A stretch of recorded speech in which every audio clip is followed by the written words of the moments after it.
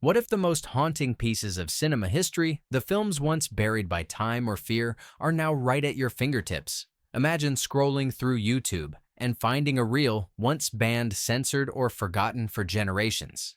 These are not just old movies. They are ghosts of an era reborn by accident. Tonight, we uncover 15 rare classic flicks free to watch right now, but only for a limited time before they vanish again. Number 15. The Third Man, 1949. Few films have ever painted moral decay as beautifully as The Third Man. Released in the aftermath of World War II, it captured Europe's fractured conscience through a story of shadows, deceit, and survival. Set amid the ruins of Vienna, the film follows American writer Holly Martins, who arrives in search of his old friend Harry Lime, only to discover that Lime is dead and his name whispered in corruption. The streets glisten with rain and guilt. Children play beside bombed-out buildings. Every tilted camera angle mirrors the imbalance of a world trying to rebuild itself on lies. The haunting zither score by Anton Karas lingers like cigarette smoke long after the credits roll. But behind the scenes, chaos brewed. Orson Welles, the enigmatic genius playing Harry Lime, refused to film inside the city's actual sewers, forcing doubles to wade through icy waste while he shot close-ups back in London. The production dragged under constant tension between artistry and exhaustion. Some European countries initially banned or heavily edited the movie, calling it cynical anti-Reconstruction propaganda. They feared it revealed too much about the underbelly of post-war alliances and black market dealings. Even the American military government viewed it with unease. Yet its realism was undeniable. It exposed how victory and virtue rarely coexist. When the film resurfaced decades later, critics called it one of cinema's perfect noirs. Its legacy grew each year, transforming from a thriller into a time capsule of shattered innocence. Watching it free on YouTube today feels like entering a ghost city where every echo in the tunnel reminds you that morality, like music, can twist in the dark. Number 14. The Night of the Hunter, 1955.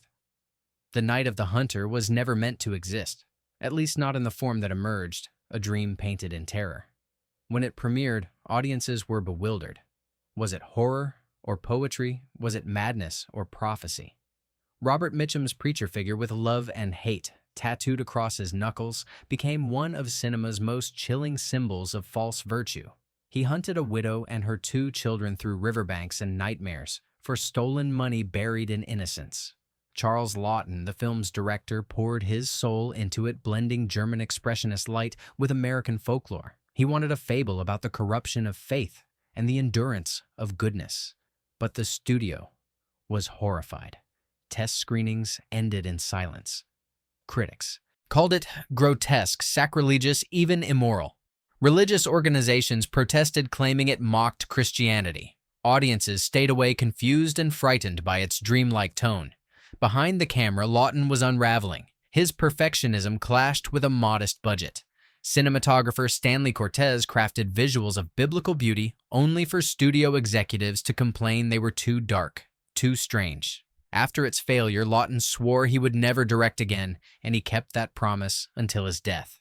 For years, the film was buried deep within archives, whispered about by film professors as a misunderstood masterpiece. Decades later, its rediscovery changed cinema history.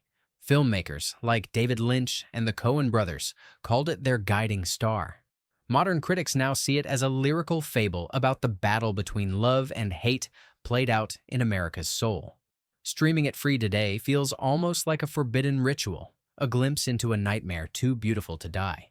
The preacher's shadow still drifts across the river, warning us that goodness without courage is only silence in the dark.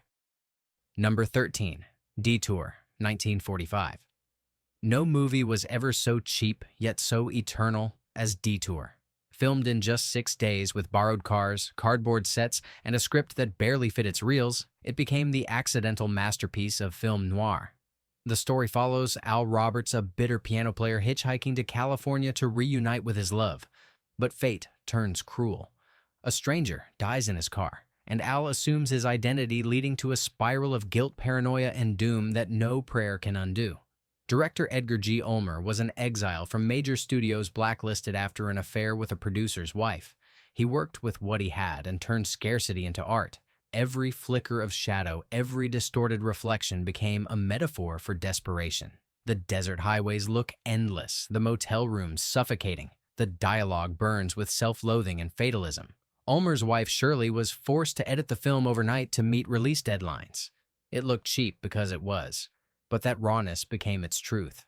For years, Detour disappeared lost in legal disputes and decaying reels. Some whispered it was suppressed during the McCarthy era for its grim portrayal of American failure. Others believed it simply fell through the cracks of history, too small to matter. But cinephiles resurrected it in the 1970s, calling it the purest noir ever made. Watching it now, free on YouTube, feels like finding a message in a bottle written by someone who knew despair too well. Every line, every frame feels accidental yet inevitable. Detour reminds us that art does not need permission to survive. It only needs honesty and a little luck. And that is why its road still stretches endlessly into the dark. Number 12. The Man Who Knew Too Much, 1934. Before Hitchcock became the master of suspense, he crafted a thriller that redefined fear itself. The Man Who Knew Too Much was born in an era of political unrest and secrecy. A simple vacationing couple in Switzerland accidentally stumble upon an international assassination plot and are thrust into a nightmare of silence and danger. What begins as a leisurely trip turns into a race against time to save their kidnapped daughter. Hitchcock shot it with raw energy using minimal sets and relentless pacing. The British government initially bristled at its depiction of foreign spies and anarchists operating freely across Europe. Certain scenes were censored, fearing they revealed too much about real espionage tensions of the time. Hitchcock himself was forced to reshoot the climactic sequence to tone down the depiction of police gunfire at the London Concert Hall. Behind-the-scenes production was plagued by exhaustion. Peter Lorre recently escaped Nazi Germany and barely spoke English, yet he improvised most of his dialogue phonetically. His eerie grin and unpredictable pauses became legend. The film's shocking violence drew both condemnation and admiration from critics who had never seen British cinema so bold. When Hitchcock later remade the film in 1956, he famously said the original was the work of a talented amateur, while the remake was the work of a professional. But the rawness of the original remains unmatched. Watching it free today feels like touching the birth of modern suspense itself. Every ticking clock, every scream echoes through decades of cinema that followed. Number 11. The Lady Vanishes, 1938. The Lady Vanishes was the calm before the storm, a thriller that predicted war before the first bombs fell. The story follows Iris, a young English traveler who befriends an elderly woman aboard a train only to discover that the lady mysteriously disappears mid-journey. No one believes her. No one remembers the missing passenger. What unfolds is a psychological game where truth itself is erased. Upon release, it was hailed as brilliant yet unsettling. Alfred Hitchcock again transformed confined space into paranoia. Each carriage became a microcosm of Europe on the brink of collapse, filled with denial and deception. British censors cut behind the scenes. The production nearly collapsed due to a massive snowstorm that destroyed outdoor sets. Actors were forced to rehearse in freezing conditions. Margaret Lockwood battled illness and exhaustion, but delivered the performance that made her a star. The Lady Vanishes traveled far beyond entertainment. It mirrored a continent on edge, pretending nothing was wrong as danger crept closer. When it resurfaced decades later, historians realized it had captured the exact psychology of pre-war Europe. Watching it free today feels like seeing destiny caught on celluloid, a nation asleep, while the whistle of history screams down the track. Number 10. Suddenly, 1954. Few films dared to aim directly at America's political heart like Suddenly. Released in the tense climate of the Cold War, it told the story of three gunmen who invade a small-town home to assassinate the president passing through by train. Frank Sinatra, as the lead villain, shocked audiences by abandoning his charming persona for a cold, calculating killer whose smile froze blood. But the controversy that followed nearly erased the film from history. After the real-life assassination of President Kennedy in 1963, Suddenly was pulled from circulation for decades. Rumors swirled that it had inspired the act, or that the government pressured distributors to bury it. Television networks refused to air it, citing sensitivity concerns. Its director, Lewis Allen, defended the movie as a warning, not a blueprint, but the damage was done. Behind the camera, Sinatra himself grew deeply uneasy. He reportedly bought back prints of the film to keep it unseen, believing it carried a curse. Critics, who had praised its tight pacing and moral questions, suddenly turned silent. For years, it became one of those whispered about relics, a great movie nobody could find. Rediscovered in the digital era, it now stands as a reminder of how fiction can terrify reality. Watching it free today feels almost defiant, as if confronting the very fear that once silenced it. In the static hum of its black and white frames lies a truth too sharp to forget. Power always trembles when stories speak too clearly. Number 9. M. 1931. Before sound cinema had even found its footing, Fritz Lang delivered one of the most disturbing masterpieces of all time. M was both a crime thriller and a warning from a society on the brink of fascism. It follows a city terrorized by a child killer, hunted not only by the police, but also by the criminal underworld desperate to restore order to chaos.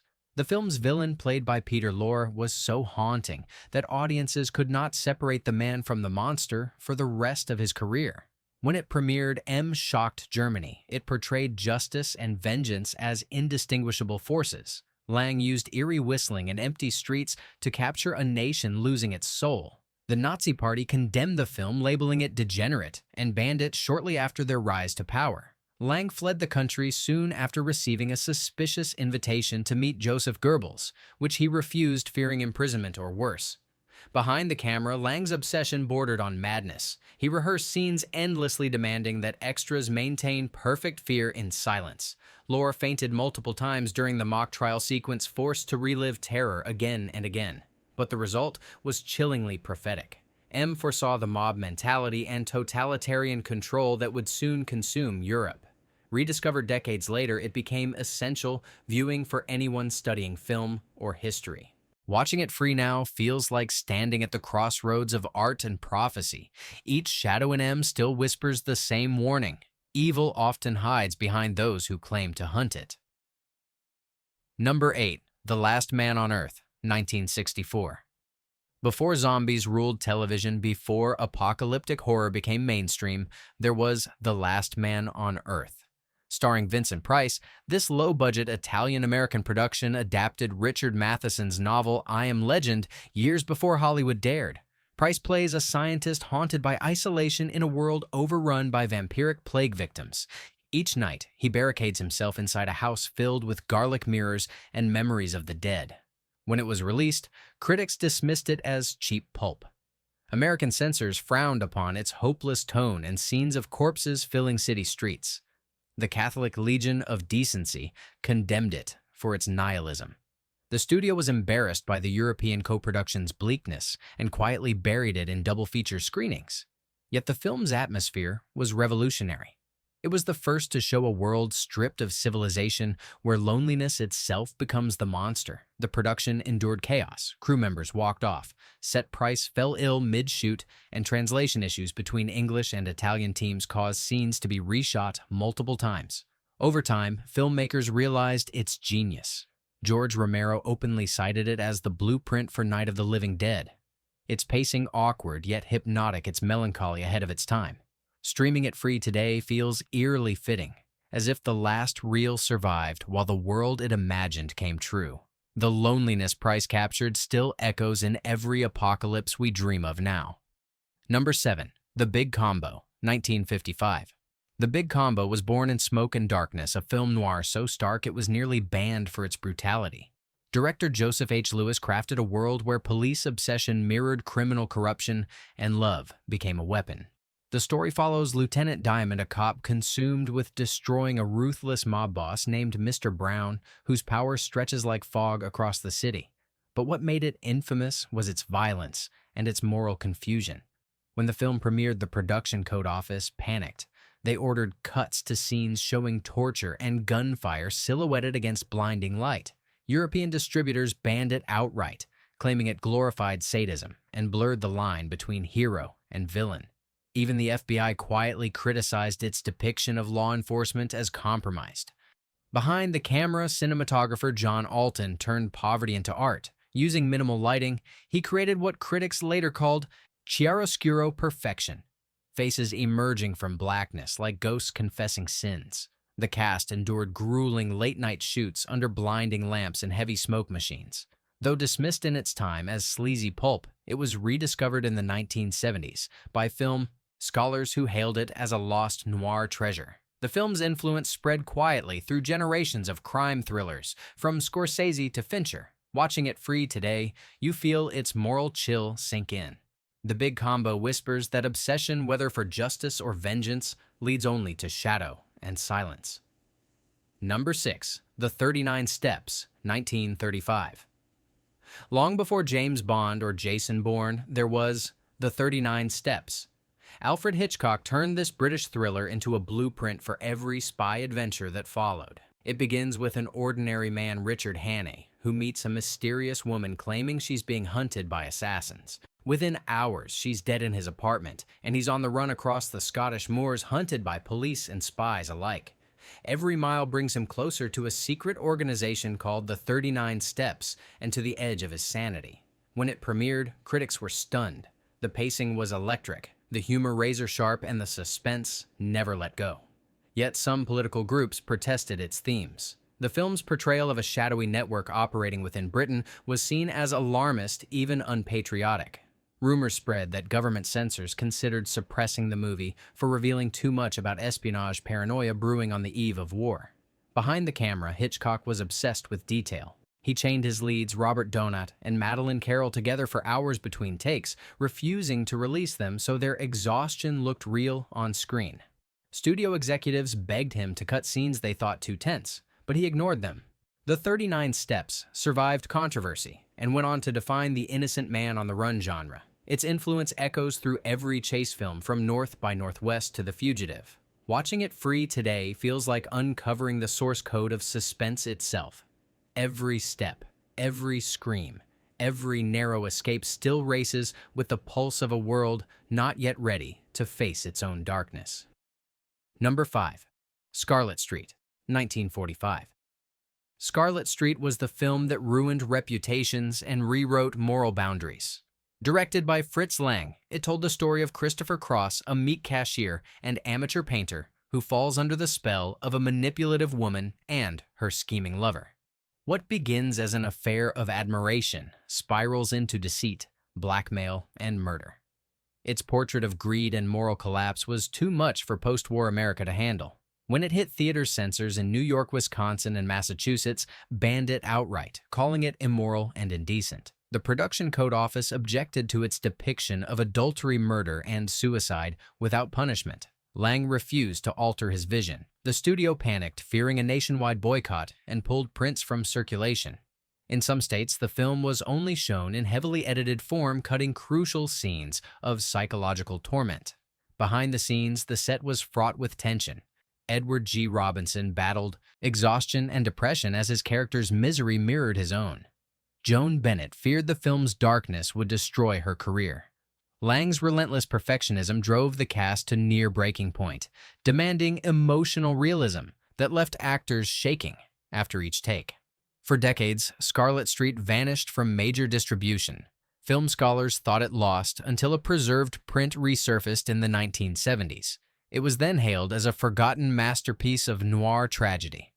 Watching it free now is like witnessing a confession society tried to erase.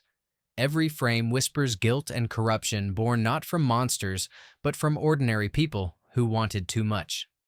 Number 4. The Stranger, 1946. The Stranger was one of the first American films to confront the horrors of Nazism directly, and it came from the mind of Orson Welles.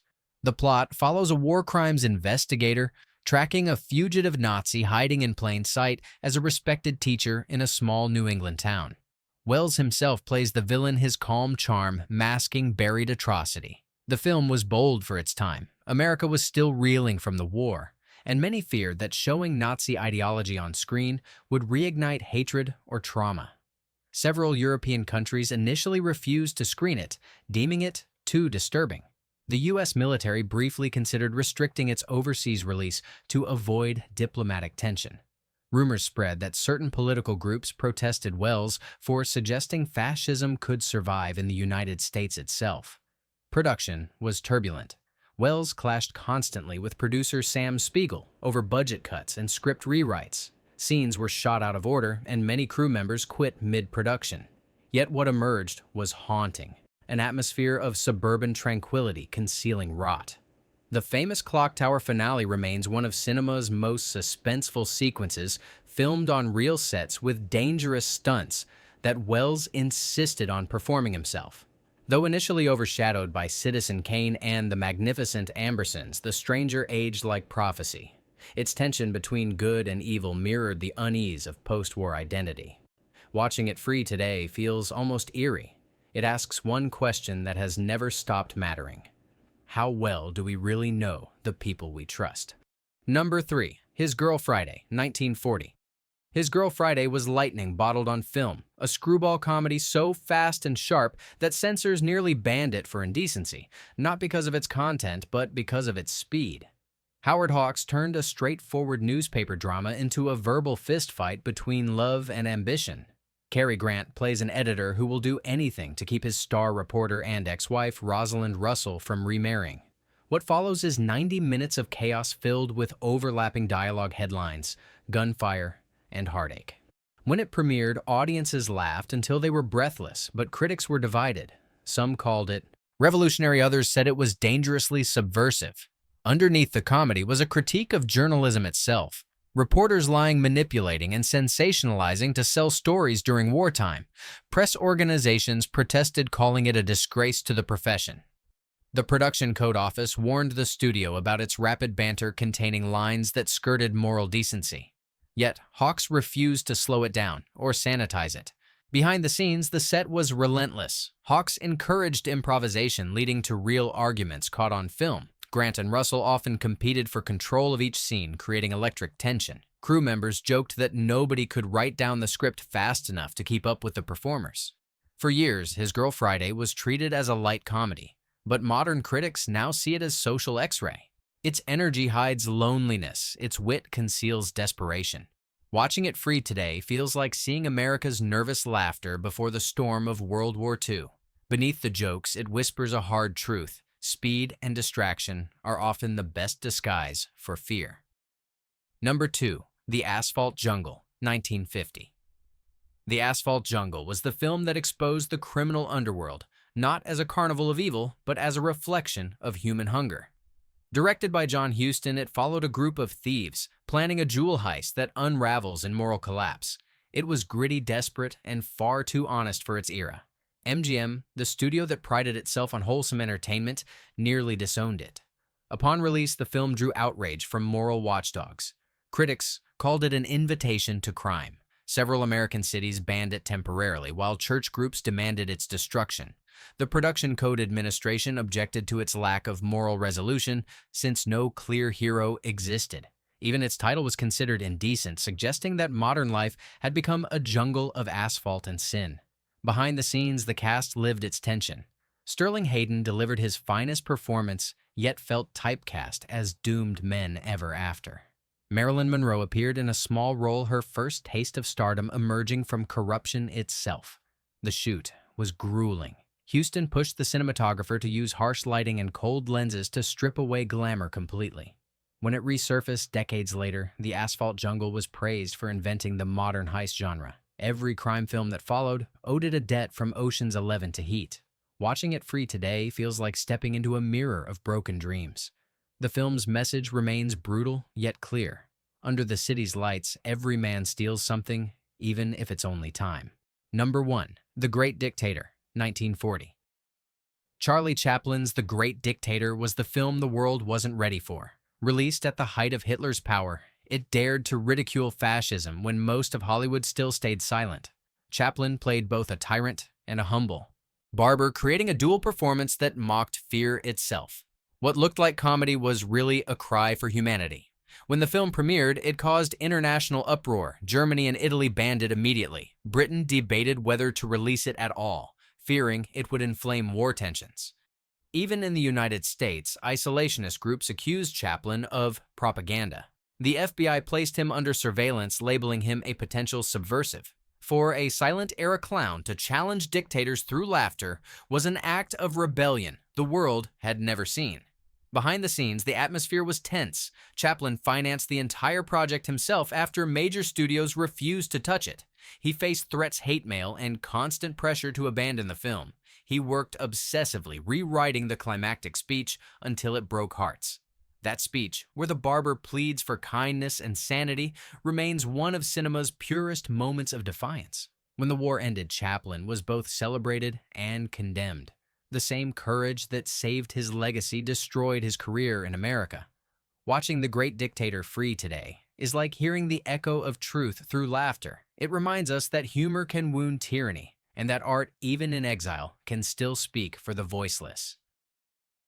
15 films once buried by fierce censorship and time now breathe again on YouTube for free. Each one carries a story of rebellion, artistry, and survival. But how long before they disappear once more into the archives of silence? Watch them while you can and keep cinema's forgotten ghosts alive. Like, share, and tell their stories before they fade again.